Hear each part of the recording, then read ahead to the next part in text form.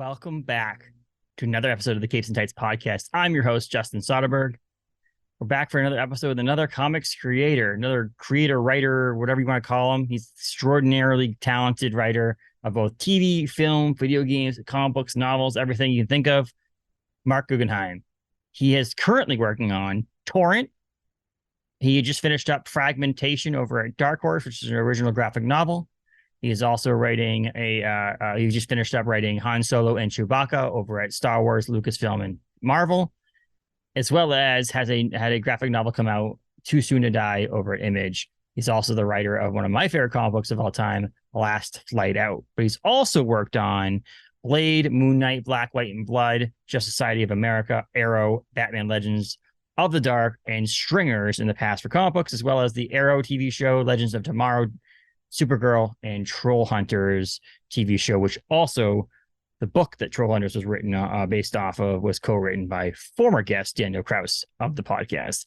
He's also worked on the Green Lantern film, Percy Jackson, Sea of Monsters, video games such as Perfect Dark Zero, Call of Duty 3, and much more. So in this episode, we talked about his comic books, random things in the industry, Star Wars, and so much more. So enjoy this episode. Before you do, check us out on Facebook, Twitter, and Instagram, as well as Apple, Spotify, and all your major podcasting platforms. 5 stars, please. Rate, review, comment, subscribe, all those things. Enjoy this episode with Marc Guggenheim, writer of books such as Torrent, Fragmentation, and Last Flight Out. Enjoy, everyone.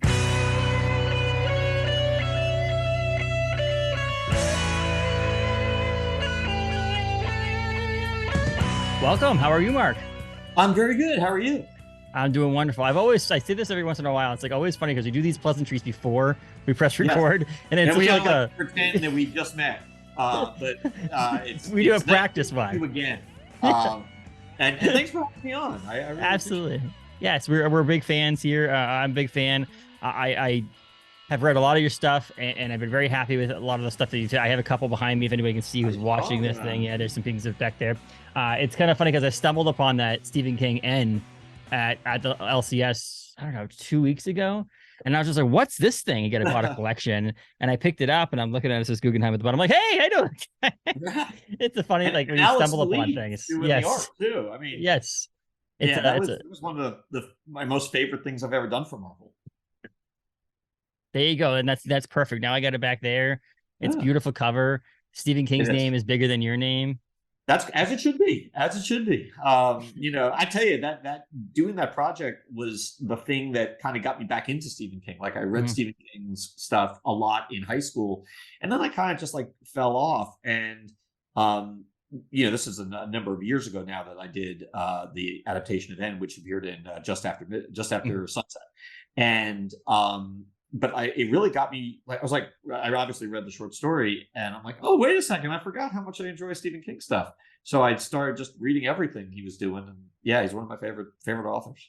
It was we talked about this before we started recording, but I live in Bangor, Maine, and I live down the street technically from Stephen King's house, and it wasn't until about, I don't know, my 30 years old where I read my first Stephen King book, and you can see my first Stephen King movie. And I felt like not a true Mainer because of that. And so now I'm just obsessed. I love all this stuff. So I feel like I missed 30 years in my life. 30. I wasn't going to read Stephen King books when I was 1, but I missed a while of my life with Stephen King. So the fact that his books have been adaptations in comic books makes me happy too, because I liked comic books a lot more than I like novels. And so reading things like N or other books that have like Dark Tower and things like that that are in comic book form is really cool in that sense too. But Stephen King is a great author, and having your name on there is pretty cool too, I would imagine. It was extremely cool. It was very, very cool. And also we did a motion comic in connection. Like it actually started out as a motion comic first, and then I built it out to be a full-on miniseries graphic novel. But when they published Just After Sunset, they published editions with a DVD in the back that contained the motion comic, which was like, oh, that's kind of cool. That's really cool. Yeah. So yeah, it was, like I said, one of my favorite gigs. They can't do that now because my dad complains about no one has DVD players anymore. No, now you do like a QR code or something. Yes, where you can go on and see it online. But it was just kind of funny. My dad's like, yeah, I tried to give someone a DVD. They're like, I don't have a DVD player. I don't know what to No, do. well, neither do I. Like, yeah, it's like it does. It's so funny. But Life is it's crazy how things have changed, and I think that's funny how with comic books, it's still people want that paper. I think a lot of people like web comics and reading digitally. I mean, I read a lot via my iPad, but like holding a physical paper comic book is still going to be superior to anything else. So I think that we won't have to worry about in the comic book industry it going away completely. It may phase to a mostly graphic novel trade paperback side of things where people get it as a collected edition. But I think holding something, collecting something is still going to be big in the comic book industry, in my opinion. Oh yeah, no, I agree with you. That's you know, the whole tactile approach, and you know, we're you know, fans, you know, we fans are a group of collectors as much as we are readers and as much as we are fans. So you know, it that hopefully, you know, hopefully knock on wood, it won't go away. Exactly. But I mean, so Mark, let's back up a little bit. So how did you get into as a younger lad? Did you collect and read comic books as a young age, or was it something you got into later on in life? What's your comic book origin story? Let's say. Oh, I tell you, I got into it so young that I don't even really remember my origin story. Like you know, one of my earliest memories was like before I could read, just sitting on the floor of my bedroom, flipping through a Superman comic, and I don't even know where I got it from. I did have these neighbors that lived across the street who were like you know, a bunch of years, like at least 10 years older than me.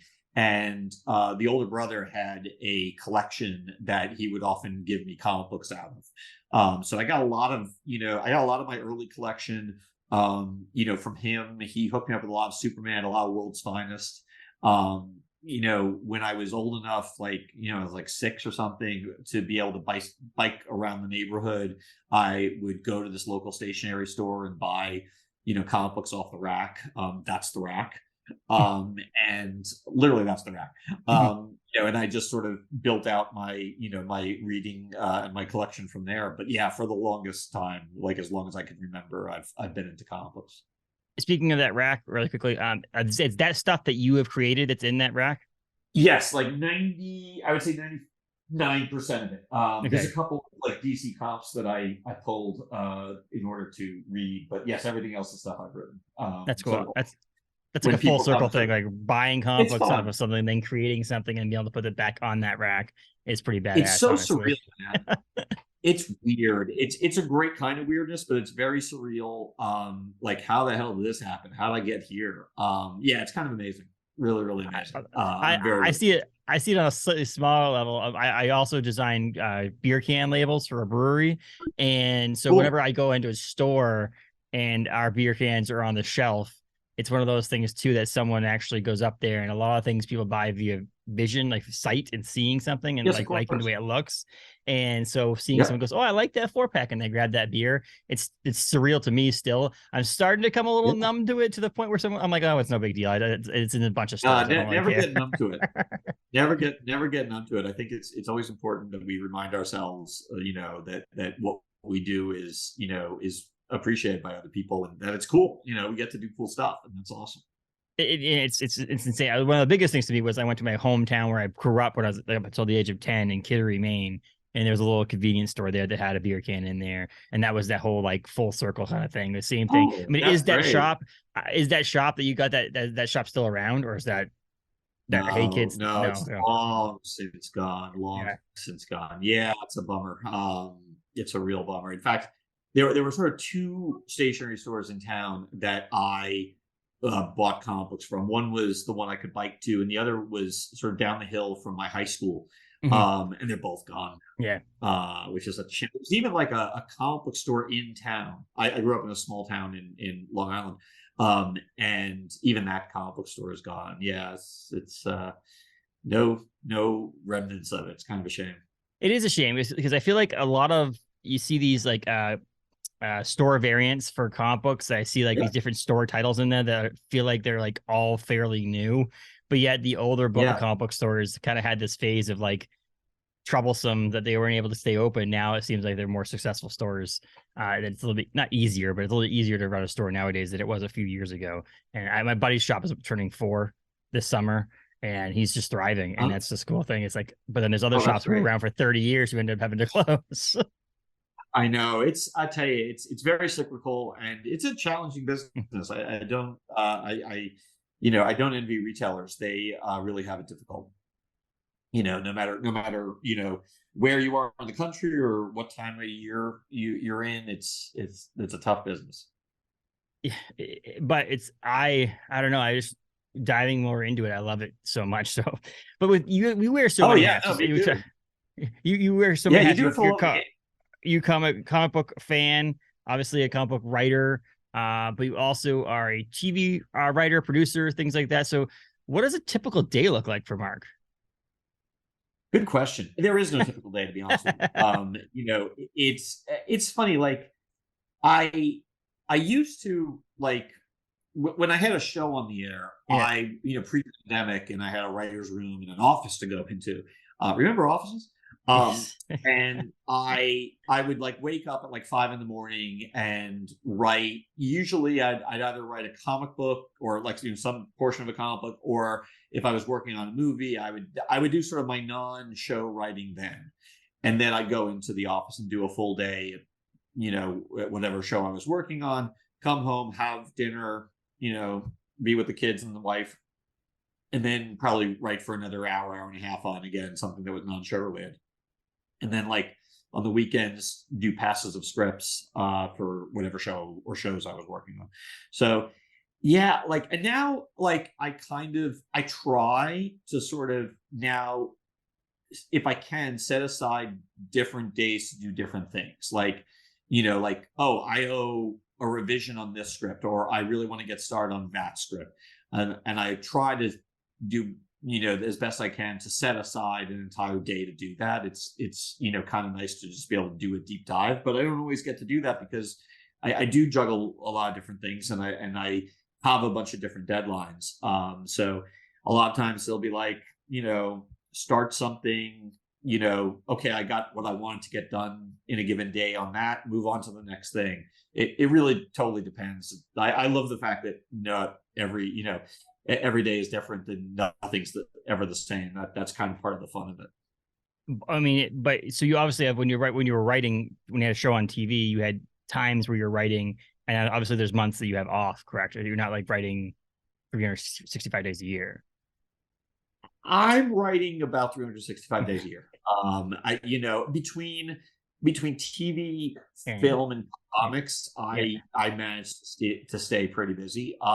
So I mean, there are days where I'm not writing, but even then, a lot of times those are days where I'm like sort of breaking story or doing notes. Like I'll the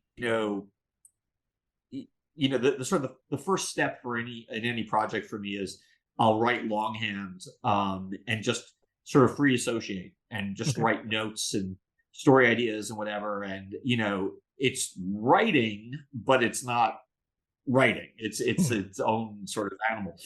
So I'll do that a lot too.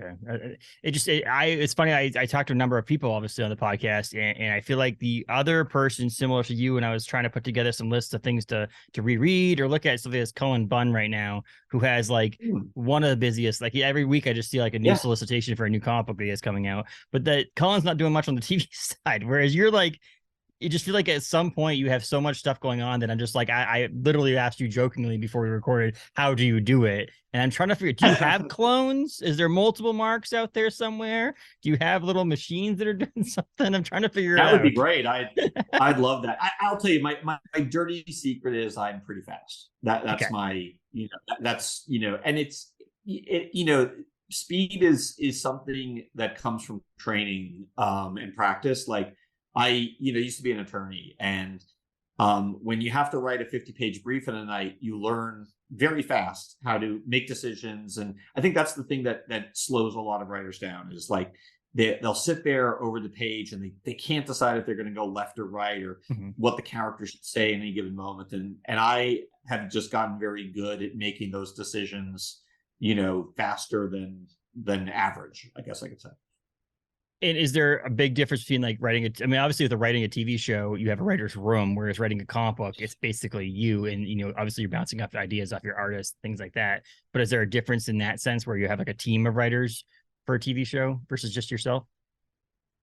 Yeah, I mean, certainly having a staff is great, especially when you're facing the blank page. You know, the idea of like, okay, what's this season gonna be? It's great to have a group of writers who can help you figure that out, and who are, if I do a good job, staffing a show, they're smarter than me and they're more talented than me, and they're going to, come up with ideas I could never come up with in a million years.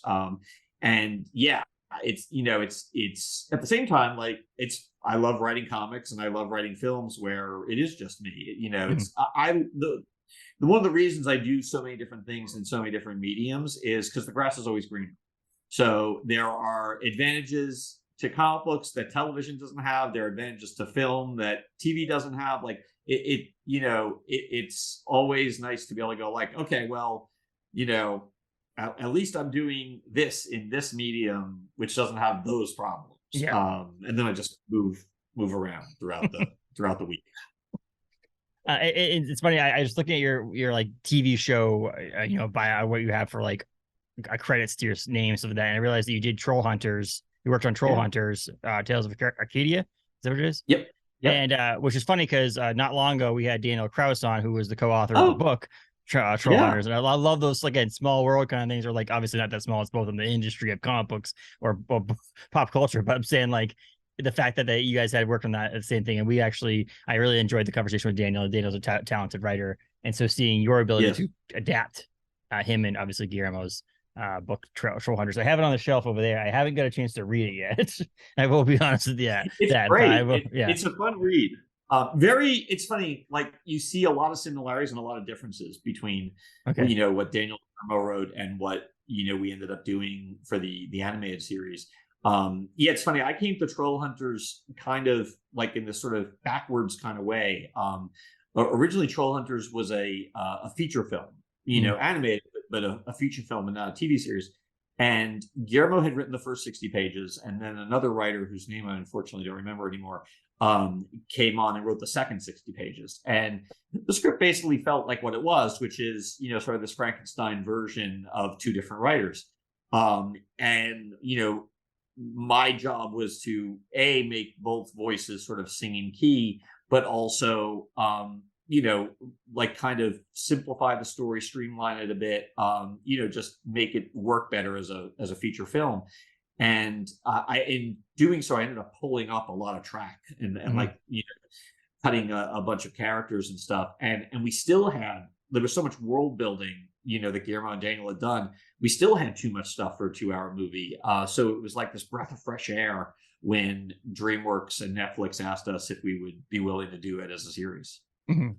And I gotta get a chance to. There's just so much stuff to. I was listening to a podcast earlier, and it was like talking about old stuff versus new stuff, and like how some stuff is worth rewatching over the stuff that's new out there. But there's just so much content now for us that, like, 30 years from now, is there going to be that thing which is like, oh, I really want to rewatch that stuff, just because there's so much that you can't really grasp into stuff. It's insane. I hear you, man. I'm right there with you. In fact, I love rewatching things, but I've been really trying to resist that temptation, because it's like, why am I going to rewatch something when there's a million things that I haven't seen yet? And that's true, I think, for all of us. But like, comparing new versus old too, because I had seen Rocky, for example, but I hadn't seen any of the other Rocky movies. And then I really wanted to watch Creed, and I hadn't seen Creed yet. So now I'm like, well, might as well just watch all of the Rocky movies, even whether they're good or bad. I just feel like I need to get it done. Instead of watching something that I've seen over again, I'm like, why don't I watch something from, the late 70s, early 80s, and then on, and catch up on stuff, and then be able to watch. And I ended up watching Creed out of order because I really wanted to watch Creed. But that's cool. That's very, very cool. I'm envious, actually. Watching old stuff, I say old stuff, but older stuff, even if you haven't seen it yet, is still new stuff in a sense. And that's what I'm like, I don't know, just thinking 30 years from now, trying to figure out, my kid is 2, when he's around my age, what he's going to be like grasping into wanting to rewatch. Like, is it going to be a Back to the Future or Indiana Jones or Star Wars for him to watch? Then I just don't know what it would be. I mean, it can be DC stuff, it could be Marvel stuff, it could be anything, but I just don't. I'm trying to figure out which that is. It going to be Creed? Is that going to be his Rocky? In fact, probably actually at the rate they're going. I love that. I love that there's Yeah. so much great stuff out there. Very, very different from when I was growing up. I was growing up when Star Wars was new and Indiana Jones was new, and it's fun to sort of see how everything has aged. Mm-hmm. It's amazing. I'm trying and I'm excited. I'm hoping that my son loves comic books as much as I do, but I would understand him not liking comic books as much as I do because I like them a lot. So obviously, I have a conversational podcast about talking about. You're good. Talking about comic books. So you have written a few though, right? I mean, obviously we have a few to talk about right here. Your most recent single issues are what, Torrent over at Image, is that correct? Torrent over at Image, and I've been doing Han Solo and Chewbacca Yes. For Marvel. Which just wrapped up, right? They I'm just sorry, released the last. I had the worst allergies. Okay, you're good. I don't know how much of that you can edit out or not. It doesn't really matter because you know what? You're not sneezing on me. I don't have COVID, I swear. Well, it's funny. It's a joke about that. My wife literally just got over COVID, and I've had to quarantine, or she's quarantined in the bedroom. She was quarantined in the bedroom, and then I was in the living room on the air mattress with my 2-year-old son. And I just gave so much out of respect to the people who are single parents out there, because I was like, I don't know how you do it. Oh, oh my God. It's a 2-person job for sure. Just wait. But yeah, you're not sneezing on me, so I don't really play. Whatever, it's not a big. we can edit it out. Yeah. Okay, excellent. One of the multiple benefits of Zoom. Exactly right. But yeah, so Torrent, Han Solo. I'd love to get touching on Han Solo and Chewbacca. It just wrapped up. Right, the last issue of this arc or the series came out. This past Wednesday. And I guess the question I really had before we get into anything else, we're obviously talking about Star Wars right now. So we all learned and got introduced to Han Solo and Chewbacca via movies. Yes. And obviously I think Star Wars does some of the best comic books that are that are in the whole realm of between movies and TVs and connecting things and not connecting things and understanding and furthering the story. What's it like though? We're having to write. First of all, what's it like? Is like a pinch me moment writing characters like Han Solo and Chewbacca, and also what's it like to try to have to also live up to the expectation people have because those movies are so great?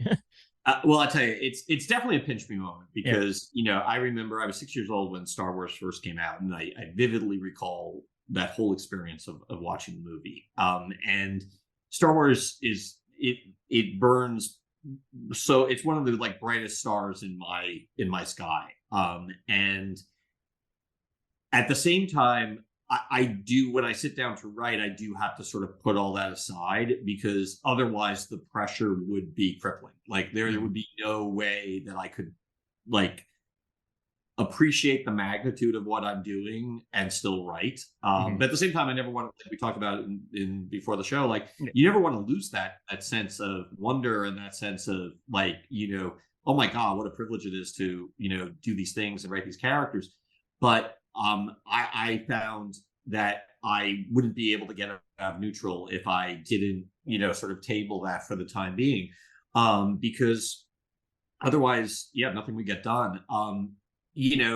I'm very fortunate in that I can recite whole passages of dialogue from the first 3 movies. I've seen them so many times, and that's particularly helpful when you're writing, characters like Han and Chewie, because in many ways, I'm sort of drafting off of a certain muscle memory that's been built up from simply watching all 3 of the original films too many times to count. So that's sort of helpful. These are very familiar voices to me as characters.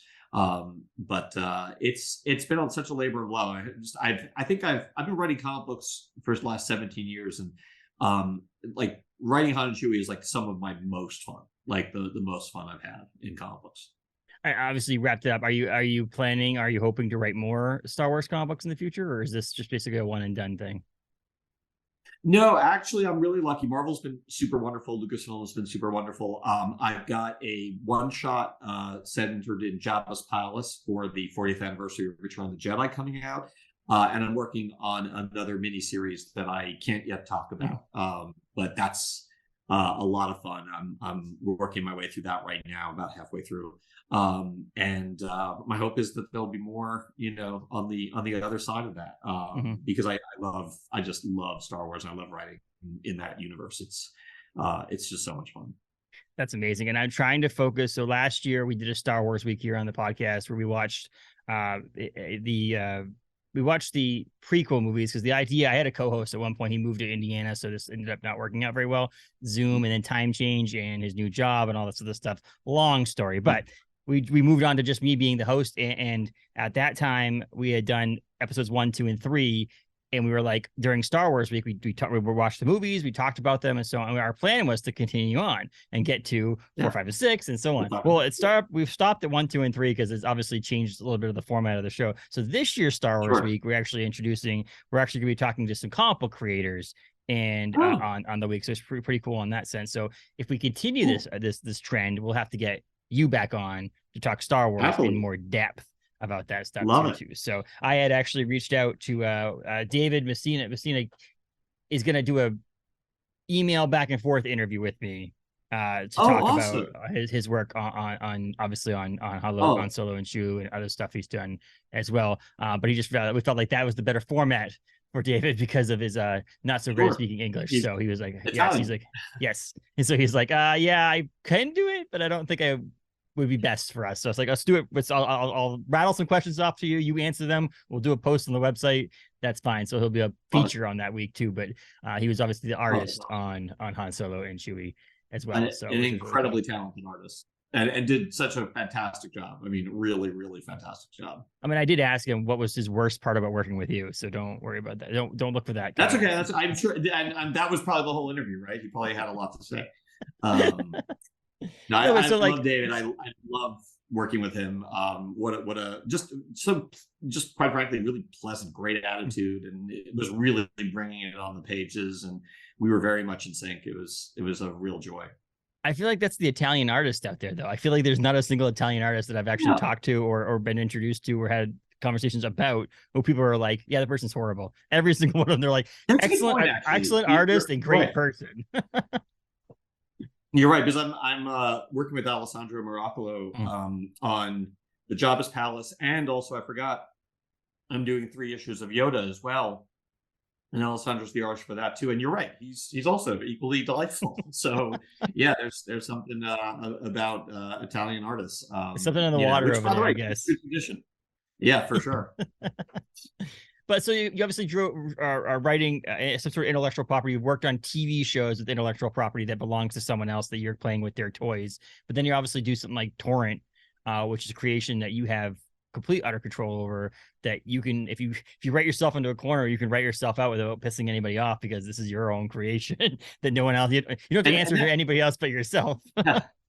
And that's certainly like one of the pluses. It's also one of the raison d'etres of Torrent specifically. Like with Torrent, I'm constantly trying to write myself into corners. Like I'm doing it very intentionally, with sort of the knowledge that, I'm not going to have the head of the studio, or the head of a network call me up and yell at me. That's really, really, really nice. Not that, by the way, not that the head of Warner Brothers or the CW ever like actually yelled at me. But yes, it's just wonderful to have that type of freedom. It's and working with Justin Greenwood, who I've worked with before on Oni projects, Resurrection and Stringers, just absolutely, fantastic to work with. Also wonderful, despite not being Italian. His attitude is also very, very positive and terrific. And his artwork works so great, I think, with your writing and the way this book works. I think the superhero-esque, or style of it. I was introduced into his artwork with Area 510, the graphic novel that he did over. Is that Oni? I believe that's Oni. That's oh gosh, I don't know. Is it Oni? But I had it right up here. It's Oni, yeah, it's Oni. Which was really good. That was a really good one too. But like reading it and seeing it, and one thing I will say is that so let me read the solicitation really quickly for people who haven't read this book. Michelle Metcalf is world's most happy-go-lucky superhero or hero, crackerjack, until tragedy forces her to cross the line. from hero into vigilante. Vigilante. I say vigilante. I always say vigilante, but you're also, and here's the thing: you're close enough to Canada that you can probably get away with saying anything. Vigilante. well, no, just vigilante. Yeah. The first issue came out February 15th. February doesn't know, but yeah, it just sounds more. It sounds more more sophisticated. Doesn't it? Yeah, you're right. I mean, I don't know. I guess like I every time I listen to someone who like what was I just I was reading an article about something. Oh my wife had COVID. I was just making sure my son was okay. So obviously looking up symptoms on the internet like a stupid person because I just put myself into a hole. But I was reading it and I was like, it says nappy.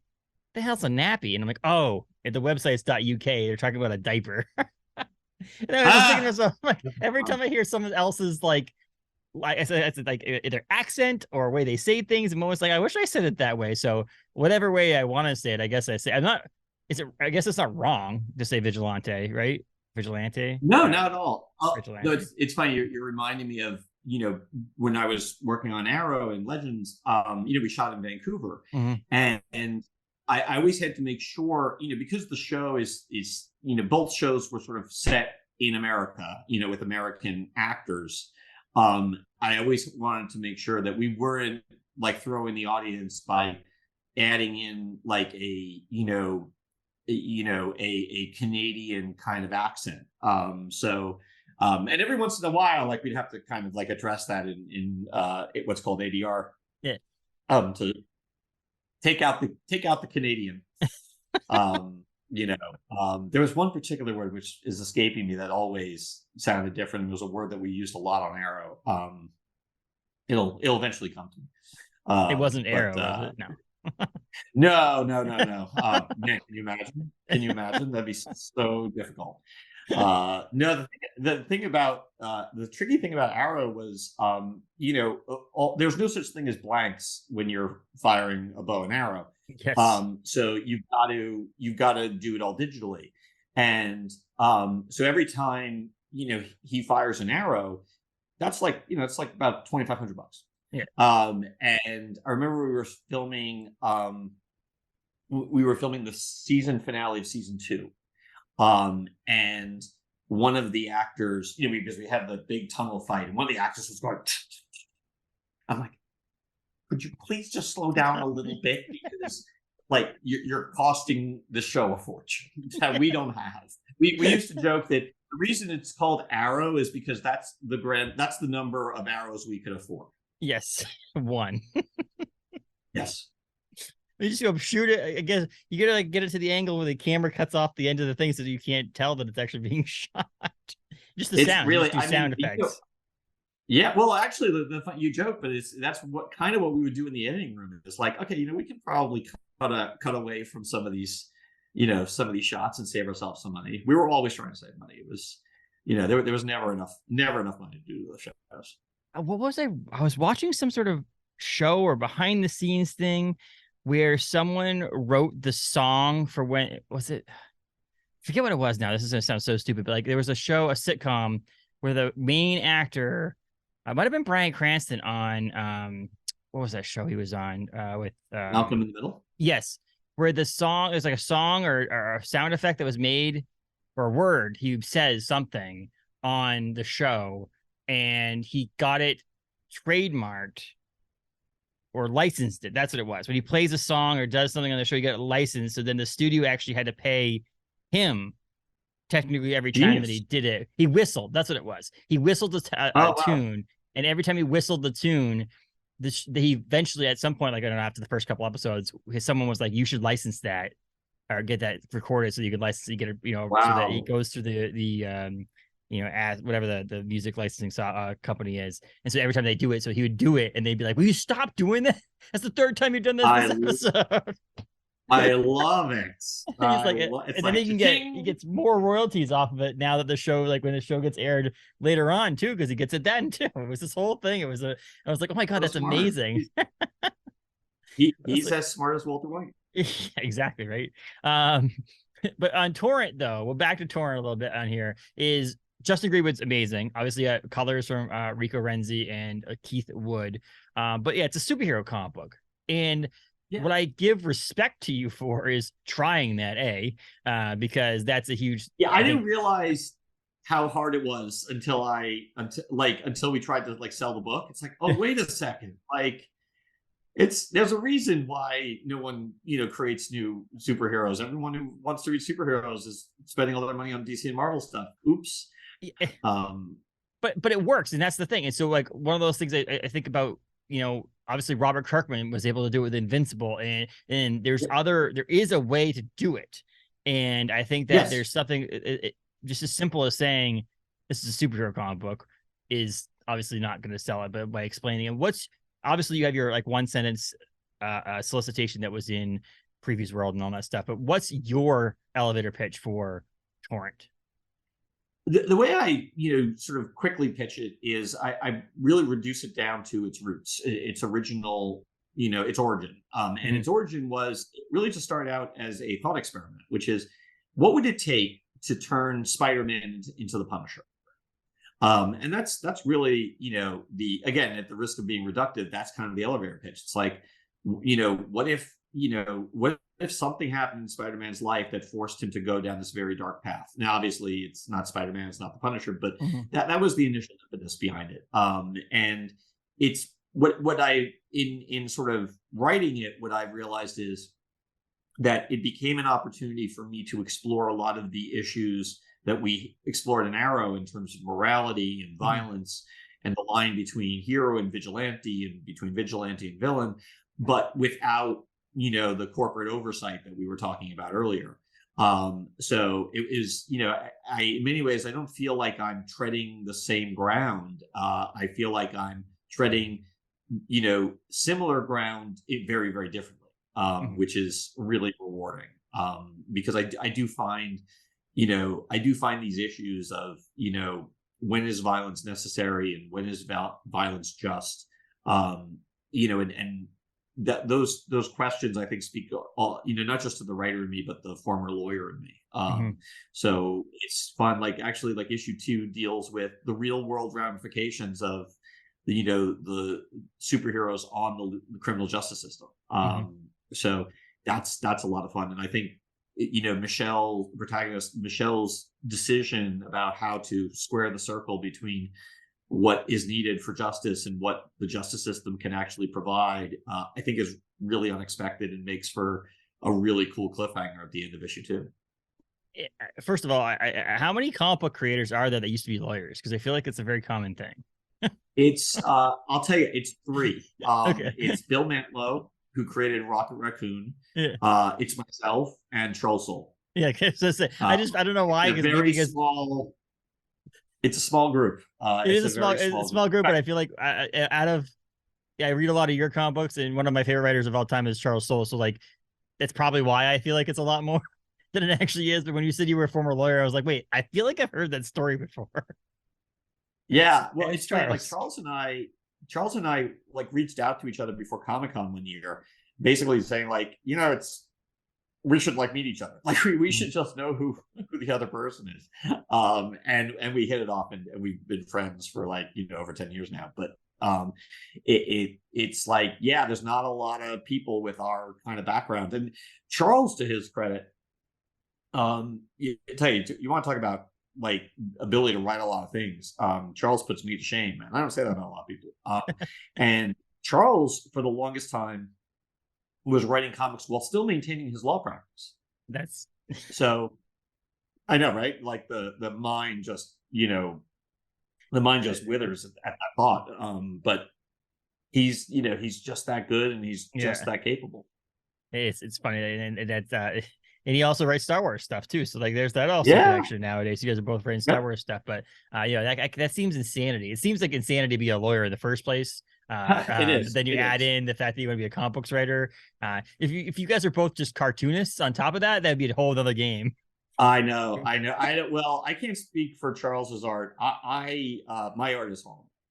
He's not very good either. And I tell you what, I didn't do it, but there's options for some of the things that I have where you could get like the cover of like the 8 billion genies, like remarked and signed from Ryan Brown and remarked and signed from Charles Soule. And I was like, I almost did it because he like doodles on the cover of it, but he's not very good at it. And I'm like, that's amazing. Because now Yes. like someone's gonna look at like, whose 3-year-old kid drew on the front of your comic book? I know a lot of writers who have gotten very, very good at like one sketch, Okay. like who can do a Batman, like a convention Batman, because no matter what, if you do any kind of signing, there's always going to be one kid who comes up to you who doesn't know the difference between a writer and an Yeah. artist, and is always asking you for a sketch. And it's nice to have one sketch up your sleeve that you can do so that you're not disappointing every kid everywhere.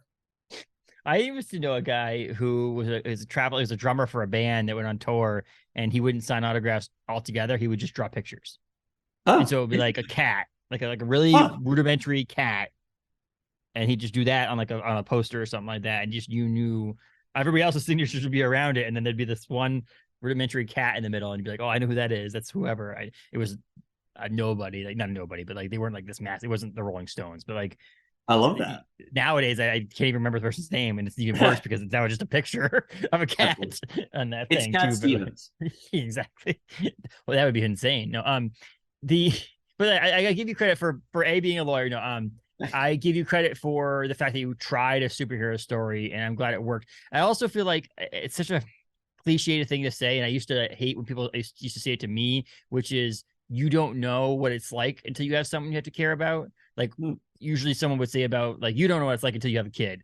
And Right. I used to say, forget you. I know what it's like to live life. And then when I had a kid, I was like, oh, I get what you're saying. It's another person. But it's the same thing when I met my wife and we got into a relationship, we got married. It's like, I have someone else that I feel like she's a strong, independent woman. So she doesn't need me to take care of her. But like, I have this sense of, I have to take care of her. I need to make sure she's okay. She just went through an illness. I have to make sure that she's okay. Same thing with my son. And having this, if all this got ripped away from me, what would I do? And like how would you I don't know, how would you like the whole Walking Dead thing to me was just like, how would you kill people to make sure your family is safe?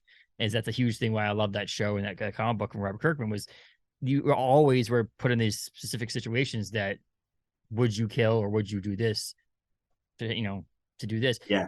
Punisher-esque is like he's really doing it as a getting back at the people who did it, not protecting the people. Which I guess this is the same way. It's interesting. To me, like that's what makes it interesting. Is like, at what point do you cross that line? Yeah, and it becomes vengeance. Like I'm very interested in all the different lines, and all those different moments where you cross them, and in many ways, in many times, like you don't even really know that you crossed the line until you look behind you and there's a line, So that's very much like what we're playing with Torrent, and it's really it's very gratifying because Justin and I have been working on this book for a while now, and we really like the response we've gotten is great. Like it's some of the best reviews of certainly my career. I can't speak for Justin, but like, I think his career as well. Like it just really seems to have resonated with people in this really terrific way, which, is hard, like you said, hard to do in today's marketplace.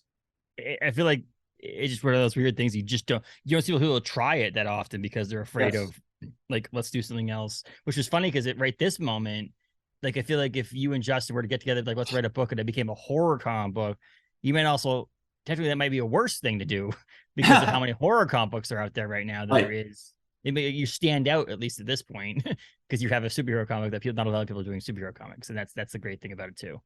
I'm, for better or for worse, I've never been the type of writer who really thinks much about the marketplace. And there's probably pros and cons to that, to be totally honest with you. But I'm very lucky that, for the most part, I've really just been able to pursue the stories that interest me.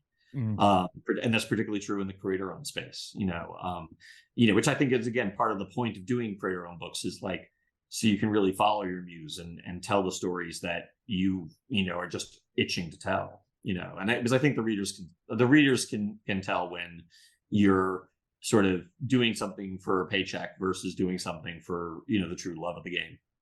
It's funny as a reader and collector how I've not fallen out of love with the big two. I've never been a big DC fan in the first place, but like I jokingly said to my LCS owner, said, "Hey, it is a possibility my pull box at the end of 2023 at some point doesn't include a Marvel comic book in it." And he laughs and he's like, "Aha!" I'm like, "Oh, it's true. I'm gearing myself so much towards this independent and creator-owned side of things for multiple reasons, but some of it's just I want different things, and that the big two aren't giving me." And by that I mean like Marvel and DC proper. I do buy like DC Black Label stuff, and I am buying a lot of Star Wars stuff. So like there is that. I'm talking about like superhero stuff that Marvel and DC are doing, but like this creator owned stuff is just so much more engaging to me. And if that's me, if say that's me, and I am trying to like not give my money to the big two, but like steer myself towards that creator own, you're giving me something in that space that I could enjoy a similarities to the big two in a space of like Torrent, where it's like, okay, I can still get my superhero stuff, but it doesn't have to be Spider-Man. It could be someone else. and that's what's cool about this Torrent stuff, is this, it makes it a little bit different. Oh, thank you. Thank you. By the way, I will say in terms of like, superhero stuff in the big two, like I think Chip Zdarsky's Batman work is terrific. And if you're not reading Jason Aaron's Punisher, like you're missing some really, really, really great comics. So I have it. I've been buying it. And that's the thing. I get myself into. I told him. I said I've purchased books every week. I'm purchasing Marvel books. I just haven't opened one in months. And that's to me is like, that's the reason why I might go at some point being like, I'm buying these books. Why am I buying these books? I'm not going to read them. And that's where I said to myself, and maybe I won't buy one at the end of the year. But I feel like what's going to happen is I am going to read something like Jason Aaron's Punisher run and then go, crap, and then I'm gonna buy it all. I think if you read Jason's Punisher, you'll just like binge it, like and you'll just want more and more, because it's really, really great. It's like one of those rare books, in particular those rare superhero books where I have no idea what's going to happen next, and and it's also interesting Jason's ability to sort of give you a look at a character that you've known for decades and still learn something new about them. I think it's kind of unmatched, and it's an impressive talent that I wish I had. He's really, really great at that. I highly, highly, highly recommend that book. And that's one of those things you mentioned, Jason Aaron. I just listened to a recent podcast from Off Panel podcast with David Harper, and he had Jason Aaron on and talking about. I give people like that who create and write other characters, like I mentioned, the Han Solo and Chewbacca, and writing something that people already know about, like creating new stories about characters that have been around for years. It seems super difficult, and they are able, like some of these people who are writing for Marvel and DC are like able to just do it no problem and write stellar stuff. And I'm just like, how do you do this? It's a very specialized, super specialized skill. Very, very, very true. I think it's one of the things I think that makes it. That's why when you see it done really well, it's very, very good. And it keeps you engaged with those types of books. I think one of the reasons why I love DC, or I should say DC Marvel, was what got me in the first place was the big story arcs and the big crossover events. And I just feel like those haven't grasped me enough over the past few years to have made me really want to like buy every issue that has every title across the top of it. And I think that's when I like, if I'm not going to do that and not be in love with that part of it, why not go over to an independent thing where Torrent lives in its own for right now, or Something's Killing the Children has multiple different avenues now, but I could read that and it's like its own little independent thing. Whereas Spider-Man, if I read Spider-Man and only read Spider-Man, I might still lose out because it might be like a character or a storyline that I'm like, the hell does that mean? I have no idea what's going on. And that's the thing. I wish that the Civil War and Secret Invasion aspect of Marvel would come back, because I love those two stories, and that's what I miss about it. So that's probably the main thing. Individual runs I probably could do. As of right now, I'm big on the independent side, and that's why I read well, I don't have enough time either. I just realized that the other day when I was like reading, I'm like, holy shit, I have to read all of these things just to prepare for the podcast, let alone what I want to read. There's a lot of comics out there, man. But I did say to someone a couple weeks ago, which was, I'm so glad I do the podcast, because there are some things that maybe either creators or comics in general that I would never have potentially even cracked open if it wasn't for being quote unquote required to read it as a preparing myself for the podcast, that I've now fallen in love with. And now I will either read this entire series or read everything from this creator. And that's what's cool about doing this too, is I'm almost forcing myself to read things that I didn't take the risk on before, and now I'm able to, or I'm not forced to, but like I said, I hate the word force because no one's forcing me to do anything, but like required reading to make you're sure I know. motivated. Yes, I'm motivated to it. That's a good one. We did that the other day. We read, we would do a graphic novel club at my LCS, and we read Superman, Last Son of Krypton, and the overall Huh? consensus to most people was the only reason they read the whole thing was because they were quote unquote forced to finish the book for the book, the reading club. And Uh, we just don't have a lot of Superman fans in the club, so that was the big thing. But it was uh, kind of funny. I was like, no one forced you to read anything. You could come to book club and say, right. guys, I didn't read it, and just have fun, eat Yeah. pizza, and have a drink. Yeah. No Yeah. one forced you. It shouldn't be work for anybody. No, I said if you don't like it, It's don't read not. it. Move on to something Yeah. else. If you don't like it, read Torrent. No, Yes, the please. the other book you have out too. So grab that. So we'll touch on some other things. I don't want to go too long here, but I wanted to grab into a couple of these different things in here. So Torrent's great. Torrent is available from Image. It is the reason. I hate to say this is a reason, but what made the decision on going with Image over potentially going with someone else? It's just because Image decided to take it on, or It's a good question. Look, I think Image is great. Image offers a really, really fantastic deal for creators. I think, I think it was really, really sort of born out of the fact that Justin and I were both doing other things at Image at the time, and we had this relationship with Eric Stevenson, the publisher. And by the way, he like read the first issue and totally got it. Like, I think that was probably the biggest factor. Is like he saw what we were doing and he was very, very supportive. And if he was less supportive or less interested, we probably would have, gone to look for another publisher. But it just fell together very easily and organically. And, I'm a big believer in sort of, not necessarily letting fate run its course, but like, when you're getting that kind of sign from the universe, like, oh, okay, Justin and I are both in Image on separate projects. Eric really digs this book.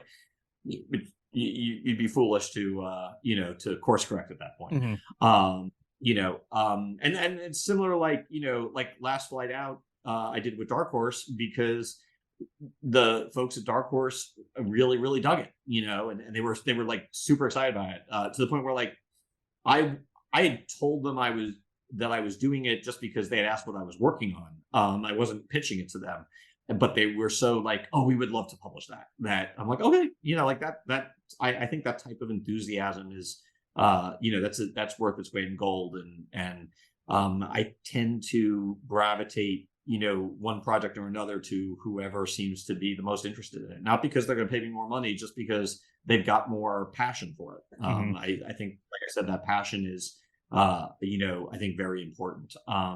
So like, Last Flight Out, we published as 6 single issues, and it's now collected in what I think is a pretty gorgeous looking trade. I will agree with you super. on that. I think it's one of those. I don't know if it was Key Comic Collector or some sort of social media something that said to me, you should read Last Flight Out. And so I was like, oh, I'll read Last Flight Out. And it became one of my favorite comic books of a long time. And that's when the original, guy, wheels turning my mind about having you on the podcast was originally going to talk about Last Flight Out. And then I was like, well, there's a lot more other stuff to talk about too, and stuff that we can actually be more relevant to time. But everybody, whoever is out there in the history of mankind, should go buy at a local bookstore or a comic book store Last Flight Out trade, because it is an unbelievable comic book. So I'll give you credit for that. Thank you. Thank Not you very to make much. your head swell or up very big. No, I'll take it. Believe me. Believe me. I start from such a deficit in terms of ego that this is really, really great. So like it's fine. Like, I started writing a lot of comics during the pandemic when the lockdown happened, and it's just by coincidence that they've all come out in the last 4 months. So we've got Torrent, that's an ongoing, Last Flight Out, Too Dead to Die, which is a graphic novel I did with Howard Chaykin, also published through Image. That was the other Image book I was doing, as well as another Dark Horse book called Fragmentation, with Benny LaBelle and Chris Sodermeyer. Doing some gorgeous, both of them doing incredibly gorgeous, beautiful work. All 4 projects are have come out in the last 4 months. So it looks like I coordinated it, but I absolutely did not. In fact, had I coordinated, I probably would have spread things out a little bit more, so I wasn't stealing readers from myself. Yes. Well, yeah, but in the same sense, I feel like books, they don't come all out, like they didn't come out like on the same day. Like if you had all of your books No, on the thank same God. Wednesday, that's a problem. But like to me, I see that, like I don't know, it's just the way my mind has changed over the years. Like if I see and I read Last Flight Out, for an example, I take note of who the writer on it, who the creators are on it, who the artists on it, maybe even though honestly down to the letterer nowadays, but who is doing what, so I can know. And then if the next week I go to the LCS and I'm like, oh my gosh, I didn't know Marc was doing this book too. There's a benefit of that. If you did one thing, one project at a time, someone might forget that they're a big fan. So like I can understand that, because single issues coming out, you have one issue to read and then you have to wait a month. And so one issue to read, and then I can read Fragmentation in the meantime, or I can read Too Soon to Die in the meantime. So there is a benefit to that. And then there's just a emptiness because you are working on the next project. There's nothing there for you. But yeah, I want to say I'm trying to think of the name. I was listening to another podcast, and I think it was Kyle Starks was saying that's how he got I Hate This Place at Skybound Image, was that he was just talking about a book that he was thinking about doing to Robert Kirkman. And then whatever at a Comic-Con, and then it never happened. And then later on they were talking and he's like, you should just do that book you pitched to me. And he's like, well, I didn't pitch it. I didn't pitch anything to you. I don't know what you're talking about. He goes, yeah, that one about, whatever. And he goes, oh, I was pitching to you. I didn't know I was pitching to you. Okay, we'll make that book. Yeah, that's always great. Again, I always like it when something like that happens, where it's just purely organic. And, it's also great that Robert remembered that pitch, or not that non-pitch. That non-pitch, that conversation that he's like, you should do that. He'd be like, well, that was just me talking about my grandparents. I don't know you're talking about. Now you should read a comic book about that. No, it's kind of funny how that works in that sense that, like I said, takes the pressure away. You don't have to worry about, like, quote unquote, getting nervous for pitching something. Yeah. And be like, I didn't realize I was pitching this to you. Cool, we'll make it. It's always the best part. It's always the best way to do it. So Fragmentation. So one question I had about Fragmentation is, so you had I heard a quote from you saying that it's the comic book equivalent to a Christopher Nolan feature film. Can you expand on what you meant by that? Christopher Nolan feature film, if the feature film was also a family drama at its core. Yes. So basically, the idea is basically there are these fragmentations, this phenomenon that's happening all over the world, where these windows, essentially these portals into past moments in history, are opening up, and this ex-husband and wife have to work together and try to solve what's causing them so that they can be stopped before everyone panics, and there's worldwide riots and mania, and it is really fundamentally about these grieving parents who had lost their child 10 years earlier, and how do they work together again after all this time with all this grief. So it's got like a real emotional core to it, in addition to some hopefully mind-blowing visuals from Benny and Chris. It is beautifully created too. And the question I always ask this question when people do an OGN versus single issues: is there a reason why it's a graphic novel and not a trade or a single issue comic book? That was just what Dark Horse had asked for. Originally it was again, it sort of came about where they're like, we'd love to do some stuff with you. Basically, as I recall, we were on a Zoom and I'd shown them Last Flight Out, and they're like, do you have anything else like that? Where there was like a hardcore sci-fi premise with a family, storyline at its center. And I'm like, well, I actually do have this thing called Fragmentation. And I pitched that, and they were like, oh, that would make for a great OGN. And I was like, great, let's do that. Also, I think because, the concept of fragmentation so lent itself to a story with a beginning, middle, and end, it made the most sense. It does. I mean, I've mentioned multiple times to people that I'm a big floppy comic book fan anyway. But like, it's one of those things that's like, I have a bookshelf that's slowly growing with graphic novels and trade paperbacks on it. And some of them are because it's the only way that's available. And I do enjoy, like, I don't like the availability, the softness of a floppy comic book. Like, I just don't like that it's like so flimsy and can get ruined so easily. Whereas a graphic novel or a trade, there is that, novelness to it. So that actual like thickness to it that you can actually hold on and you not feel like you're going to hurt it. And so there's the benefits to that, but I'm a big like 1, 2, 3. So I was actually, when I found Last Flight Out, I read it, I bought it digitally.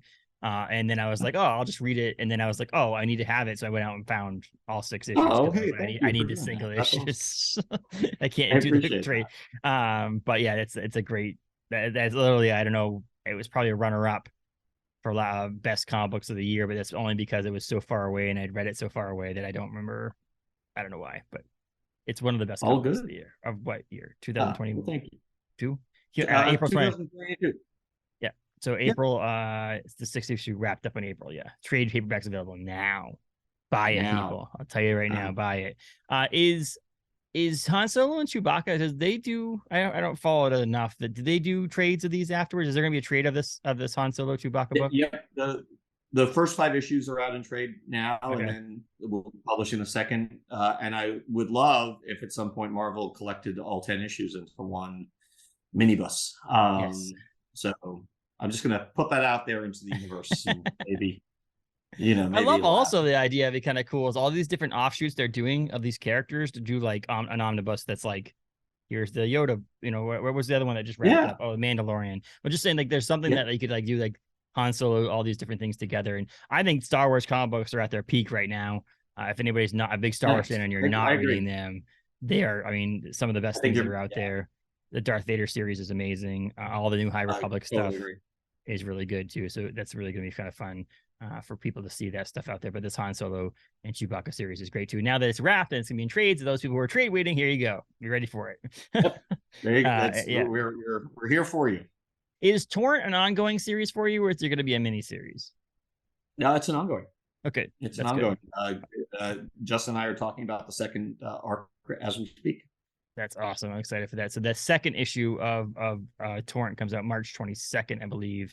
The first issue Correct. hopefully is sold out at all your comic book shops, but if it's not, grab it at your LCS because you need to read that. If it is sold out, you can find it digitally online. Buy from Yes. I'm guessing Comixology or Just things like that have it. yeah, just don't torrent it.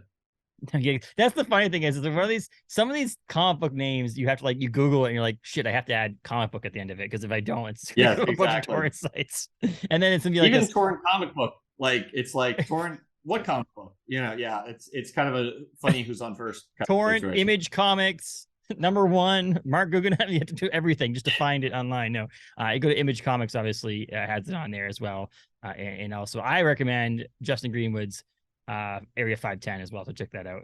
Also, he's a great artist. So, but yeah, so Fragmentation is also out on Dark Horse. That's available. That came out in January. That's a great book. Yeah. I'm halfway through. There's too much stuff to read, and it's funny. I actually got further through it without moving from recording yesterday to today, which is great. Oh, but I also realized that Melissa had sent me as well in a thing issues 2, 3, and 4 of Torrent that I didn't know were in there. And so I was like, oh crap, I could have been reading these this whole time. And so I have to read those now too. But Star Wars, Han Solo, and Chewbacca just wrapped up. But also they said Too Soon to Die. And you've written a bunch of other things. I have in my pull box at my LCS's Stringers as well, the trade on that. Oh, cool. I haven't got to pick up yet because I forgot I was in there. But yeah, I want to read Stringers as well. So yeah, I mean, I think that's are you, so I said to other people in the past who have come on tomorrow, as in we're recording this tomorrow, Wednesday the 8th, Mark Bernardin was on the podcast. His is coming out. He does TV shows and stuff like that as well. And he's when you say I can't talk about something yet, is a good thing for you creators out there, because that means you have work in the wheels. If you can say everything that you're working on right now, it means that you don't have enough going on yet. Absolutely true. 1,000%. And I love Mark. He's the best. He's awesome. He was a great conversationalist, and he's just a great dude. And he wrote a bunch of cool comic books. He's written a bunch of cool TV stuff. He's got a short film that I cannot wait to see called Splinter. But also, you have stuff on the horizon you can't talk about. But are you going to be doing more TV stuff? Is that true, or are you focusing? Yeah, I'm in the process. No, I'm in the process of pitching a bunch of TV shows as we speak. So, TV is a weird time right now in terms of the market, but I'm excited about the stuff I've got on my slate. It's a pretty good slate. I'm keeping busy with feature films, writing a couple of things that I can't talk about. But I publish every Friday. I publish a Substack newsletter where I'll talk about everything that is, sort of on my plate. And if I can't talk about it, like a project code name, and at least, sort of update on, where things stand in the process, that type of thing. That's awesome. I love the ability for creators nowadays to get in touch with other people, like in touch with their fans. I think it's an awesome day we live in that you can actually like have Substack or some sort of social media where you can actually talk to and interact with your fans and your readers of your stuff. So that's really cool. Substack has been a huge thing for the comic book industry, I believe, in that sense too. But you are on Instagram at Marc Guggenheim and Twitter too, I'm guessing. At Guggenheim. Okay, I didn't know. Nowadays I say I'm guessing to Twitter because some people just been like, it's a dumpster fire over there, so I'm not on there anymore. But it is a little bit of a dumpster. It's it's my dumpster fire. So, but it's also one of those. I feel like if you like deleted yourself out of like in that transition from phone books to no phone books, that if you had like not renewed some sort of advertisement in the phone book, someone might have thought you weren't around anymore. So like I feel like if you delete yourself from Twitter, you might not be reaching the fans that are on Twitter. So it's like you almost feel like you have to do it. So so Twitter, obviously, if you just search Twitter for your name will come up. It's not like you have have a John Smith name. No, there is another Marc Guggenheim. There's another Marc Guggenheim out there who that poor schmuck. He keeps getting all the Arrowverse hate and everything gets directed at him, and he must hate me. But he's a good sport. Whoever. Wait, people hate on things like Arrowverse and DC and Marvel and stuff like that. That's news to me. Come on. Yes. No, that would never happen. That would never happen. Yes, especially on Twitter. It's all one big happy family. Yes, everybody just loves being on there. It's just talking about how you ruined their childhood characters. Nothing but positive. No one's ever going to be able to make anything correctly based on intellectual property anymore. I guarantee you ruined someone's perception of Han Solo and Chewbacca in that comic book. They're never going to read Star Wars again because you ruined everything. Yep, no doubt. But I'm here to help. It's part of my job. But so check those out. Obviously, like I mentioned, Torrent issue 2 coming in March 22nd at your LCS. Fragmentation is available now in graphic novel format. Too Soon to Die also available. Last Flight Out, amongst other many things that you can find on the interwebs for Marc's work, but also find him on Twitter and Instagram and Substack. You just mentioned Substack, so check that out too. Anything else you want to throw out there, Marc? Are you good to go? I'm good to go. That's awesome. Thank you so much. This was a lot of fun. No problem at all. We enjoyed having you on here, and we'll have to come back again and talk Star Wars for sure. I'll be in touch through Don't Hide PR, and we'll do that for you too. But thanks a lot. Thank you.